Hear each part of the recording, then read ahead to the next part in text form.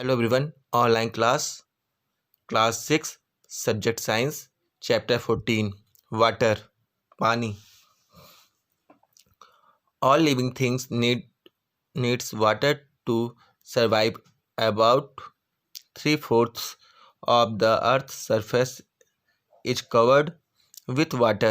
Water is found in ponds, rivers, lakes, seas, and oceans. It is present under the ground and in glacier in the form of ice. It is present in the air in the form of water vapor. अब सभी जीवित चीज़ों को जीवित रहने के लिए पानी की आवश्यकता होती है। पृथ्वी की सतह का लगभग 3/4 हिस्सा पानी से ढका है। पानी तालाबों, नील, नदी, झीलों, समुद्रों और महासागरों में पाया जाता है। यह जमीन के नीचे और हिमनदों में पाशक रूप में मौजूद है। यह जलवाष्प से हवा में मौजूद है, पृथ्वी पर भी मौजूद है। Most of the water present on the earth is in the seas and ocean, and it is salty. This water cannot be used for drinking or irrigation. Thus, only 3% of water is available as fresh water. A large portion of this fresh water is locked up in glacier or is buried so deep under the ground that it costs too much to extract. अधिकांश जल समुद्रों और महासागरों में है और यह नमकीन है। इस पानी का उपयोग पीने या सिंचाई के लिए नहीं किया जा सकता है। इसी प्रकार केवल 3% पानी ताजे पानी के रूप में उपलब्ध है। इससे मीठा पानी के एक हिस्से को ग्लेशियर में बंद कर दिया गया है। यह जमीन के नीचे इतना गहरा दफन किया गया है कि इसे निकालने में बहुत ज़्यादा खर्च आता है। Only 0.01% of fresh water is easily available to us as surface water in rivers, lakes and swamps. नदियों, झीलों और दलदलों में सतही जल के रूप में केवल 0.01% ताज़ा पानी हमारे लिए आसानी से उपलब्ध है। Only a small fraction of the earth's water is available for human use. मानव के उपयोग के लिए अर्थ के पानी का केवल एक छोटा हिस्सा उपलब्ध है। अर्थ पे पृथ्वी पर एक छोटा सा हिस्सा उपलब्ध है। सोर्सेस ऑफ वाटर, पानी का स्रोत। The various sources of water on earth are as follow. पानी के विभिन्न स्रोत निम्नानुसार हैं। Oceans and sea. आप जानते हैं कि महासागर और समुद्र। You know that most of the water on earth is stored in seas and ocean. This water cannot be used due to the large quantity of salts dissolved in it. However, oceans are the ultimate source of all available water on earth.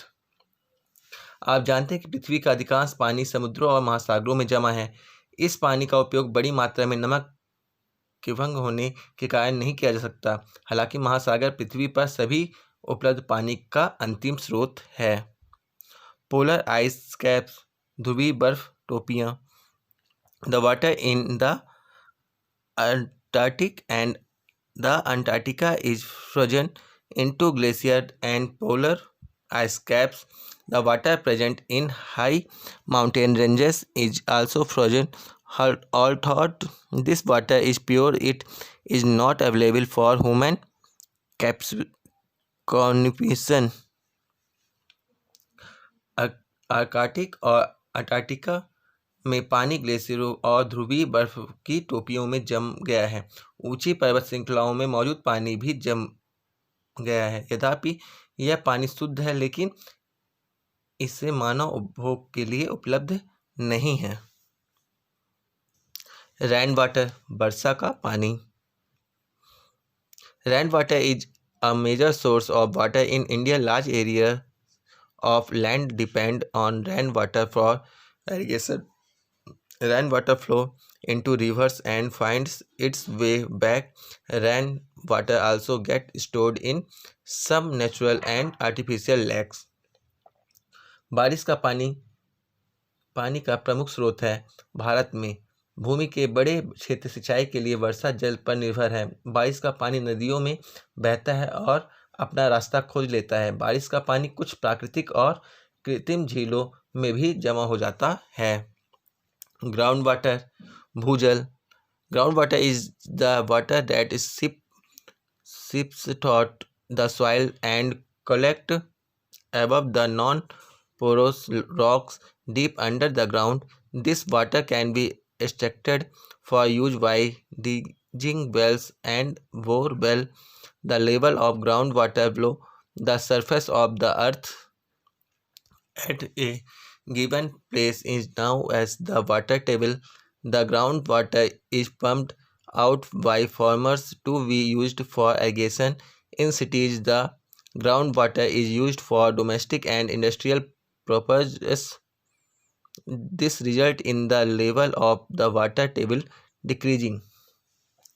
भूजल वह पानी है जो मिट्टी के माध्यम से रिसता है और जमीन के नीचे गैर छिद्रपूर्ण चट्टानों के ऊपर इकट्ठा होता है। इस पानी को कुएं और बोरवेल खोदकर उपयोग के लिए निकाला जा सकता है।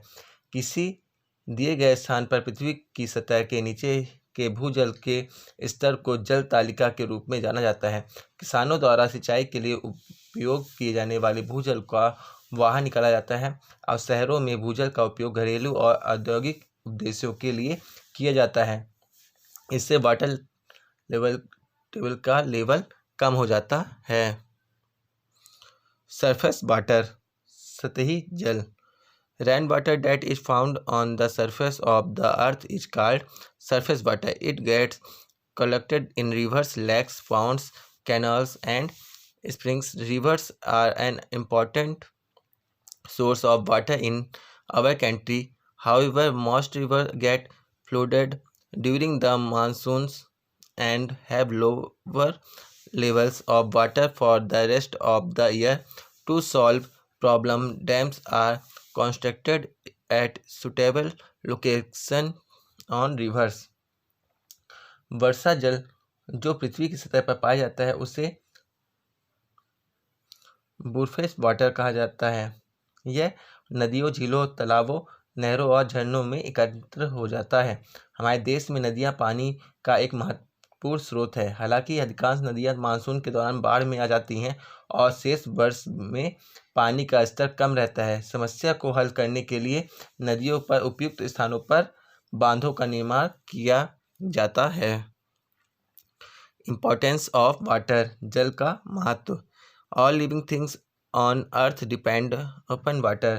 पृथ्वी पर सभी जीवित चीजें पानी पर निर्भर करती हैं।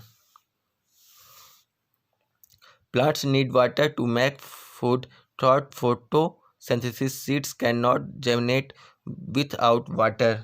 माध्यम से भोजन बनाने के लिए पौधे को पानी की आवश्यकता होती है और प्रकाश संश्लेषण के द्वारा बीज पानी के बिना अंकुरित नहीं हो सकते।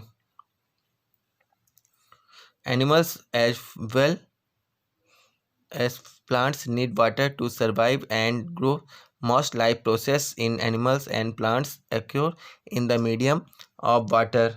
जानवरों और पौधों को जीवित रहने और बढ़ने के लिए पानी की आवश्यकता होती है। जानवरों और पौधों में अधिकांश जीवन प्रक्रियाएं पानी के माध्यम में होती हैं।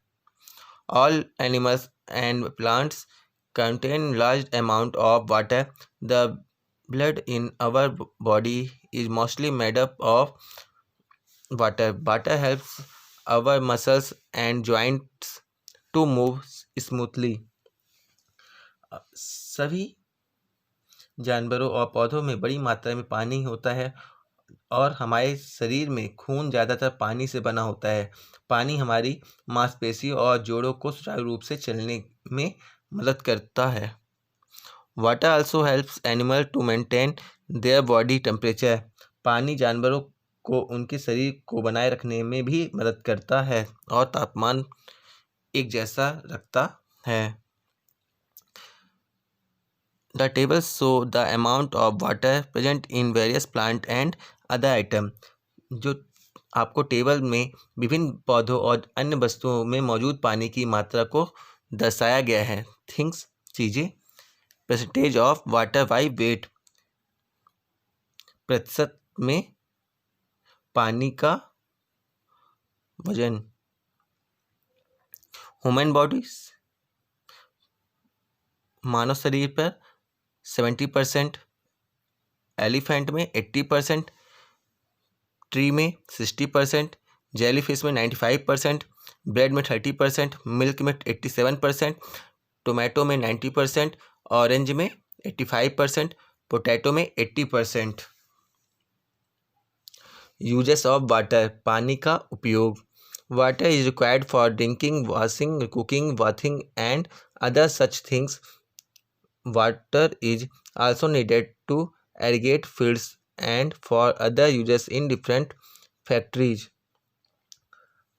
पानी पीने के, कपड़े धोने, खाना पकाने, नहाने और ऐसी अन्य चीज़ों के लिए पानी की आवश्यकता होती है जो विभिन्न कारखानों में, खेतों की सिंचाई और अन्य उपयोग के लिए भी पानी की आवश्यकता होती है। स्टेट्स ऑफ वाटर, पानी का station. Water can exist in all three states, solid, liquid and gas, at different temperatures।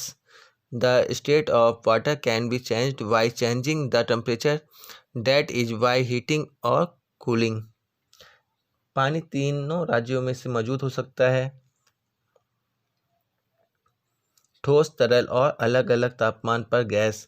पानी की अवस्था को तापमान में परिवर्तन करके अर्थात गर्म या ठंड करके बदला जा सकता है। Below 0 Celsius, water exists in the solid state as ice। 0 centigrade के नीचे पानी बर्फ के रूप में ठोस अवस्था में मौजूद होता है। Between 0 Celsius and 100 Celsius, water exists mostly in the liquid state। 1 centigrade और 100 सेंटीग्रेड के बीच पानी ज़्यादातर तरल अवस्था में मौजूद होता है। Above 100 centigrade, water exists in the gaseous states as streams, water vapor। 100 degree Celsius के ऊपर पानी गैसीय अवस्था में भाप के रूप में मौजूद होता है, जैसे जल वाष्प। In nature, water exists as solid ice on high mountains, as liquid water in rivers, lakes, seas and ocean, and as gaseous water vapor in the air। प्रकृति में ऊंचे पहाड़ों पर ठोस बर्फ के रूप में पानी मौजूद है।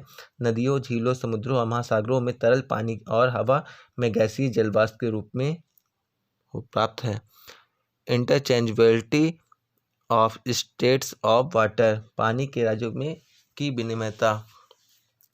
Water can be converted from one state to another and then brought back to the original states by changing its temperature। If liquid water is cooled below 0 Celsius, in changes into the solid states ice। Similarly, ice can be changed into liquid water by heating ice above 0 Celsius।